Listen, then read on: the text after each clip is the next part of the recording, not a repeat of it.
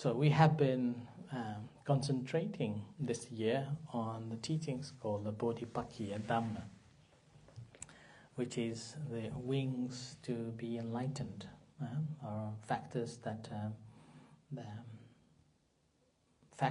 for the enlightenment. It has 3, 4, 5, 5, and 7 and 8. So these are the principles, and we have spent discussed on these principles halfway through now. And last week I touched, or to begin with, the second part, and that is the double fives. So the first 5, and this first 5 start off with the first one is called the Saddha, Virya, Sati, Samadhi, and Panya. So these are the 5. So Saddha is translated as a belief or a faith, and also there is a confidence, the 3 concepts, so you can translate it. And the second is the Virya, which is the effort or the energy. And the third one is a mindfulness, Sati is mindfulness. The fourth one is concentration, the Samadhi or concentration or tranquility, or serenity. And then the fifth one is the Panya or wisdom. So among these 5s, so the first one, the first 5 is are the factors that is the energy factors. In a way, it's like a power factor. And in order to attain these 5 and feel it as the power, we have to work with 3 fours. Yeah? So it's starting from the first 4 are the Satipatthana, the development of mindfulness or foundations of a mindfulness by contemplating on the body, feeling, mind, and the phenomena. And then that practice is there's 4 foundations of a mindfulness becomes more firm with the practice of the 4 efforts, which again, abandoning any unwholesome and uprooting the unwholesome that is in us, and developing the wholesome, and maintaining and cultivation and maintaining the wholesome mindset. So that will be another factor. And then with that, in order to again further deeper into this contemplation, we have to have the will to do. So Chanda, Virya, Chitta, Vimamsa. So these are the 4 principles to bring the success in our practice. So first one is the will to do, and the second is again comes with the energy, the effort that we put into, and then the constant conscious awareness of what are we doing in the practice, and the wisdom to investigate again and again that the path that we are taking, the practice that we are following, the effort that we are applying, whether that is leading towards the practice or not. So once we have done these 4 threes, then these 5 becomes the power. Okay? When these 5 becomes the power, now the beginning with the first one is the belief or the faith, and in the Pali term is called the Saddha. So Saddha is quite interesting, and I actually already explained some extent last week. So the word itself, Saddha, is actually bringing you to cultivate towards the wholesomeness with the right intention or a rightness. So that is the Saddha. So in this concept, actually encouraging us to have this inquisitive mind as well as ability to understand the reasonings, the reasons of why this is happening, what are the reasons behind it. So that's why the Saddha, this faith becomes, or this belief firmly establishes, and it develops into a confidence simply because we have seen ins and out, and we have full understanding of how things work. And that's how the faith becomes firmly establishes. And this is called a Saddha. It's not like a belief that we believe in something that is still not sure. That could be a dogma, that could be a theory, or that could be something supernatural, or the lights, or something that beyond our visibility, that we could have that belief system. Whereas the faith again, that's also a similar concept. But this confidence is again, which is something that we have fully investigated and knowing ins and out and reasoning of it. It's called a cause and effects. We have seen the cause and effects, and with that we have a full confidence. And now this confidence, I was referring to our own practices, that before we come to practice meditation, our confidence is not there. We still have some doubts. We still have some beliefs in it. Let's say meditation, so there's let's say I believe that meditation can help me to overcome my certain sufferings or problems. That's a belief. And then after you practice with that sometimes, and then you see some changes and you see some understanding, and then I realize something, then you have a faith in it, that yes, it works. But that is not firmly established yet. But after you practice meditation again and again, and you see that there is even the attainment of a certain calmness, or a certain in-depth, or certain understanding, it has a lot to do with the environment that we are living, an environment that we are dealing with. Then we see the cause and effects of that. How some days my mind is so calm, other days my mind is not calm. What are the reason behind it? Right? And how can I get the calmness, and how can I get the wisdom like that? So these are the cause and effects. So once we have seen this cause and effect, and then it is helping to shape my thinking, my understanding, my livelihood. Then this confidence, the faith becomes firmly established, and the confidence developed. So then we have a full confidence that yes, meditation helps. Yes, meditation is good. And yes, this meditation is, we should do it in order to gain the benefit, a real benefit, not just a benefit for the temporarily benefit or instant benefit, but for the long-term benefit. And this is the Saddha.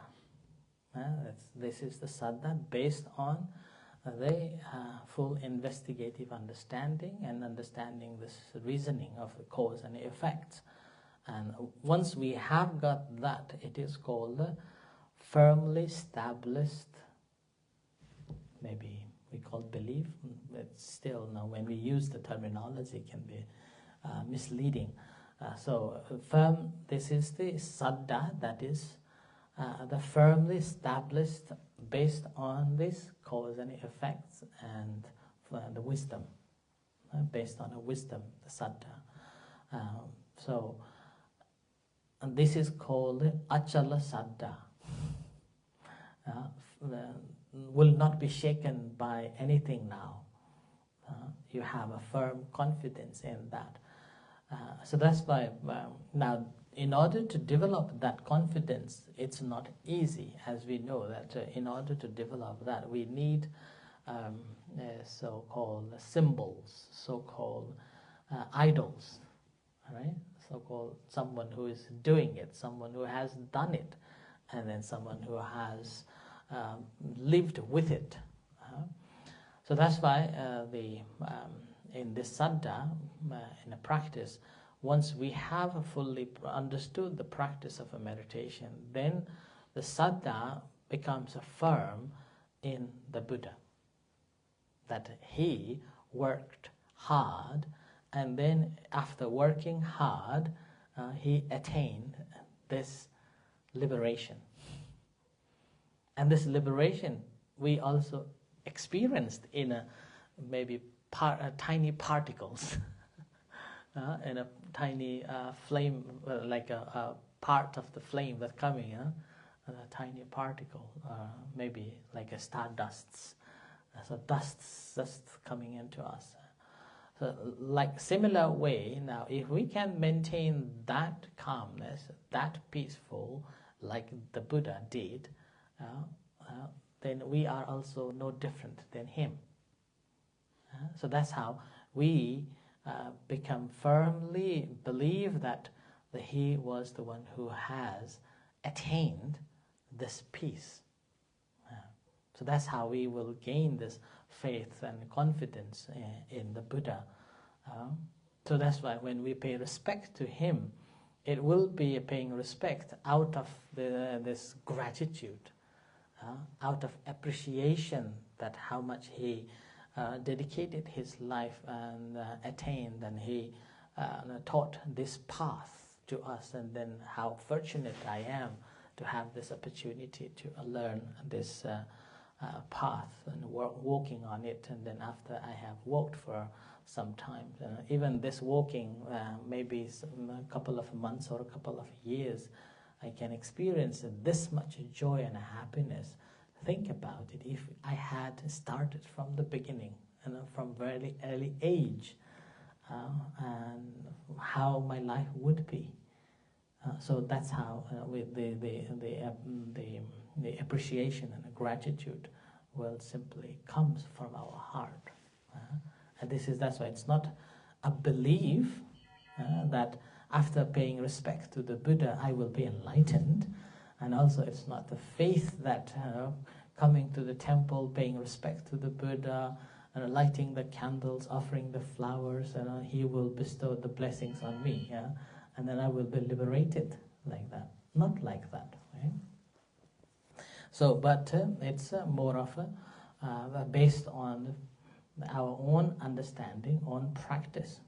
So that's why this is the Saddha that Buddha was talking about. And this Saddha establishes, and when we have this, let's say we use the common word belief, when we have this belief that the Buddha attained this enlightenment, and now his teachings, we will have a firm the Saddha in the teachings. And then despite of having a Saddha in his teachings, again, we are not merely taking it as the truth, as a truth that we cannot change, as the truth that we should believe whatever written in the scripture, not like that. Buddha again encouraged us to investigate it further. Although this probably as the truth that he taught, but still encouraged us to investigate that whether that the teaching is suitable or not, whether it is true or not, whether it is acceptable or not, whether it is reliable or not. So encourage us to investigate on that too. So that's how it becomes so beautiful here as well. And once we have, through the practice of a meditation, once we have investigated the teachings, let's say begin with the Four Noble Truths, or whichever topic you want to pick up from the Buddha's teachings, from the scripture, whichever, like there are 84,000 principles, so within that 84,000 of principles, any pick. You can pick one the categories of the one, categories of the two, categories of the 3, 4, 5, goes on. When we picked up, and then we contemplate on that, and with the practice of a meditation, and it's again not about the thinking of it, but it's about experiencing. So even a one breath, experiencing of a one breath, it really connects to these teachings, that how these are related. And the more it unfolds with our own investigation, with the practice, then the belief onto the teachings becomes more firm and more established. Like even, let's say, Sati and Sampajanya.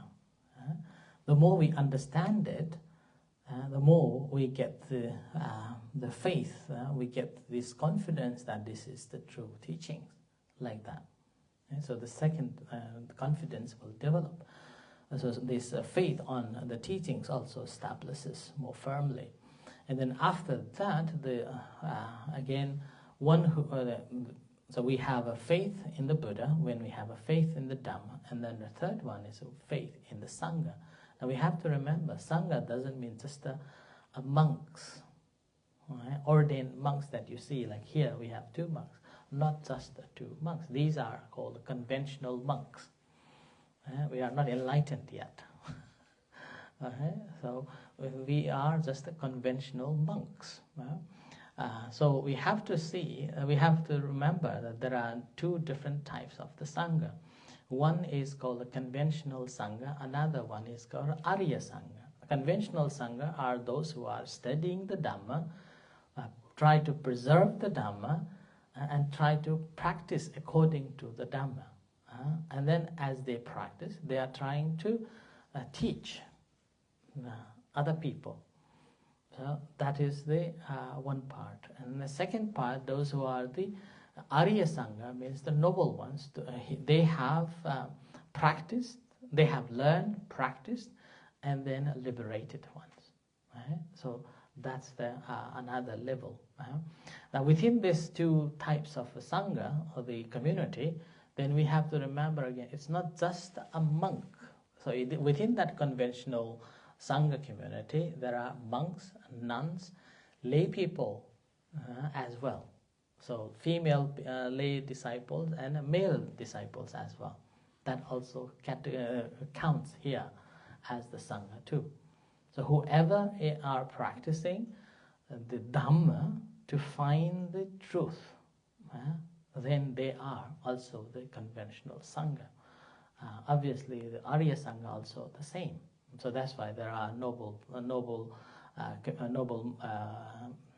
community, and that's combination of the monks, nuns, and lay male and female disciples. So they are also known as the noble Sangha. Right? Now here we have to remember that whoever are learning and practicing, so we develop that this confidence that I have been practicing only this much of the time, and I gain this much of the knowledge, this much of the confidence, this much of the benefit. Those monks and the nuns, they are also living with it, and they are also practicing it. They have much more, and in the meantime they are sharing this knowledge to us. So then the Saddha onto the Sangha also develops as an example, exemplary people, that they are studying and learning and practicing and try to follow as much as possible in accordance with the teachings of the Buddha. So that's why the faith in the Buddha Dhamma Sangha, regarded as something that we have seen it through our own practice, not just accept it that I am a Buddhist, so and I see this Buddhism is good, so I want to be a Buddhist. Not like that. It doesn't work like this. Right? It has to come with the practice and through understanding, and then that's how we have this faith and confidence developed onto the Triple Gem. But obviously, as we know, nowadays we have Buddhists, so-called Buddhists, born Buddhists, convert Buddhists, simply to identify themselves as certain categories. Now, when we practice the Dhamma, then eventually we realize that actually the true Dhamma is no identity to anybody. So it's actually overcoming of the identity of I am such and such. So the moment when we can overcome this concept of I am such and such, then that is the moment you are a true Buddhist. Until then, we are still walking on the path to be the Buddhist, so to be a Buddhist.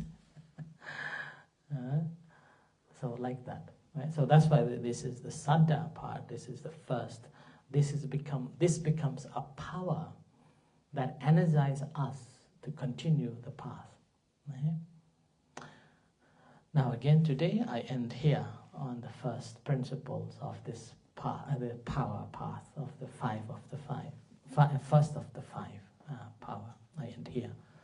So before we practice the loving kindness to end of today's session, anybody wants to share anything, or anyone want to ask any question? You're welcome.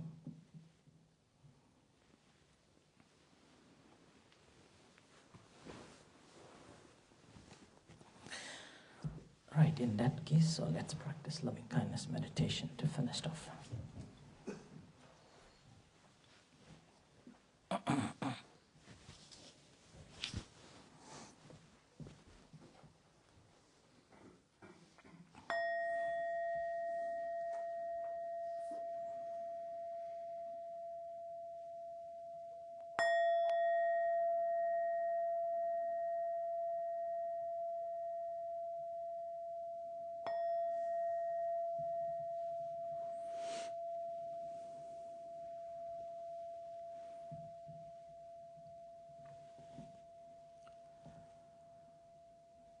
Sitting in a comfortable position, relax yourself and spend some time reflecting tonight's discussion on the concept of Saddha.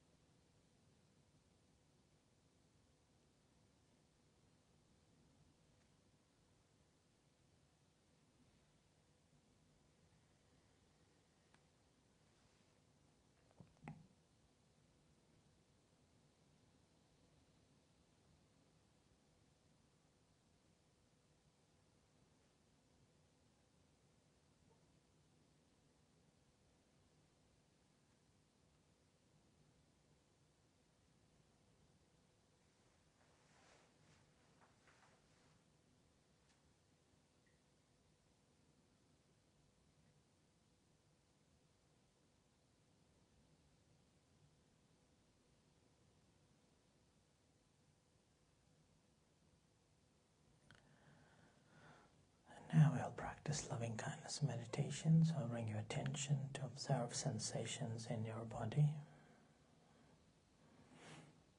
So relax yourself and observing the sensations in your body, whatever sensations are there. Just mindfully observing them.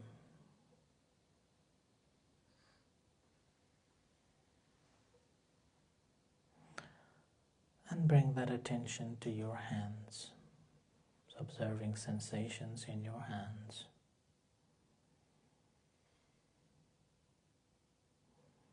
Softness, hardness, lightness.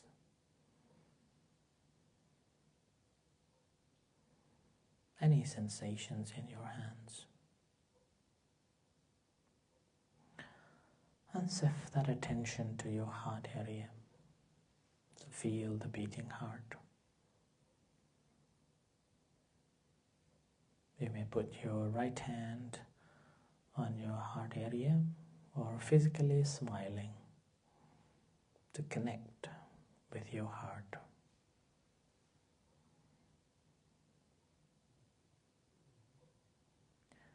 And as you feel the connection with your heart, generating loving kindness and compassion to yourself,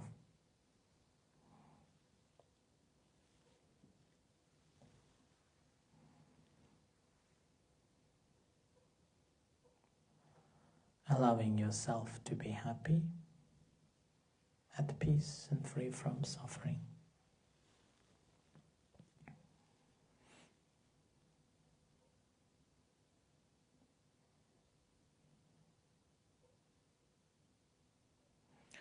And mentally you may recite,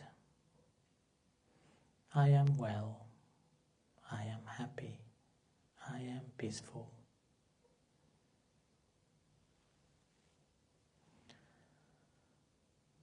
With a smile on your face, you may recite these again and again.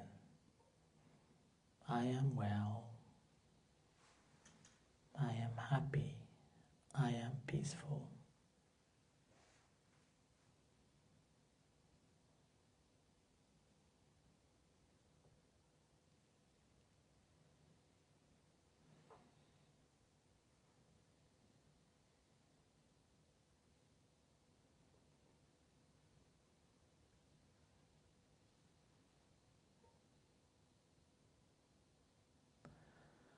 Or even you can use this as a determination or a hope. May I be happy. May I be free from suffering. May I be at peace. May I be liberated, liberated.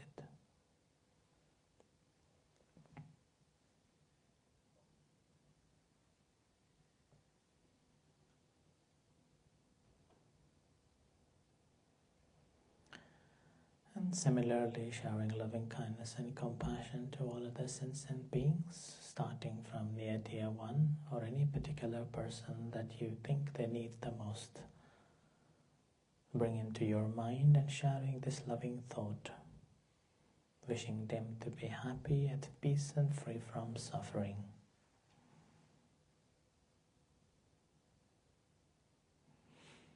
And all other sentient beings, far and wide, visible and invisible beings in this room, in this city, in this country, on earth, in the universe. Whatever beings there are, may they be happy. May they be free from suffering.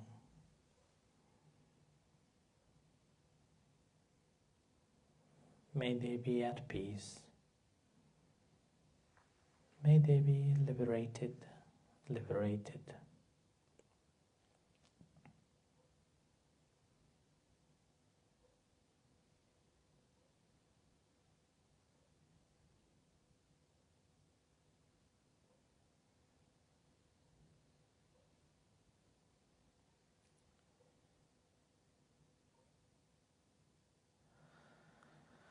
Now bringing your attention back to your hands, feel the sensations in your hands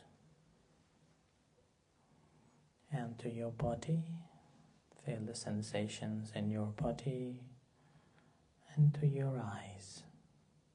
Feel the sensations in your eyes and creating intention to open your eyes and come out from the practice as you hear the gong and relax for a few moments.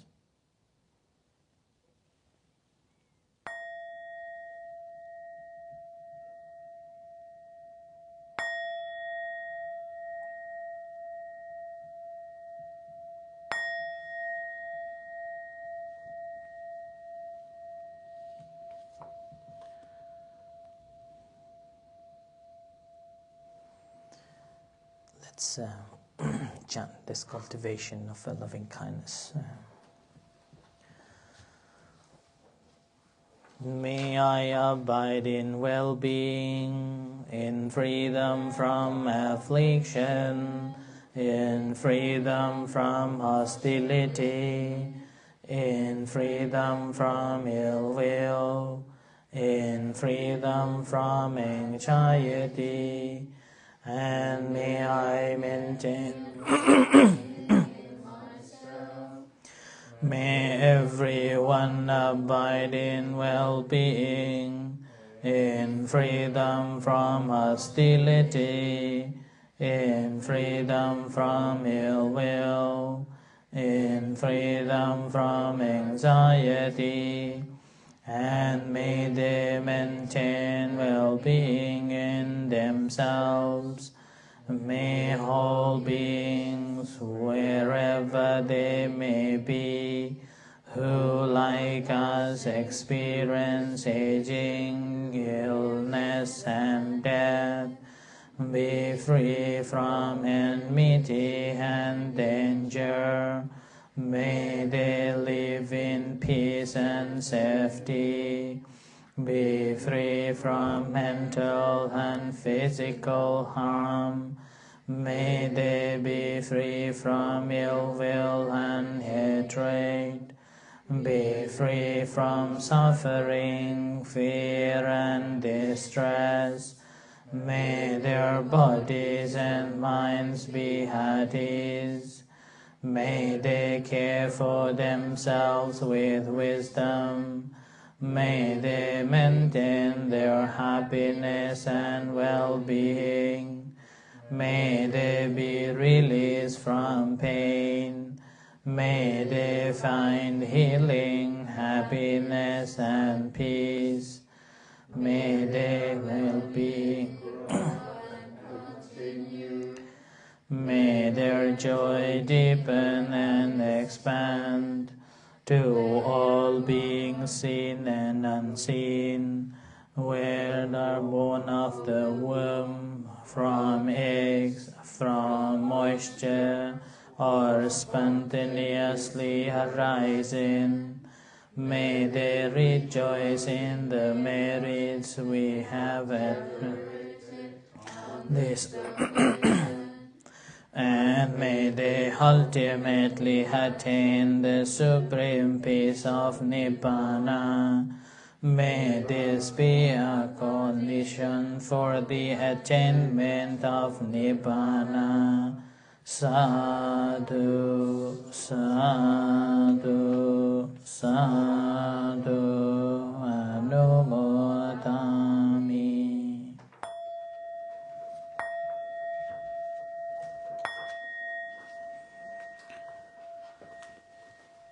Let's pay respect.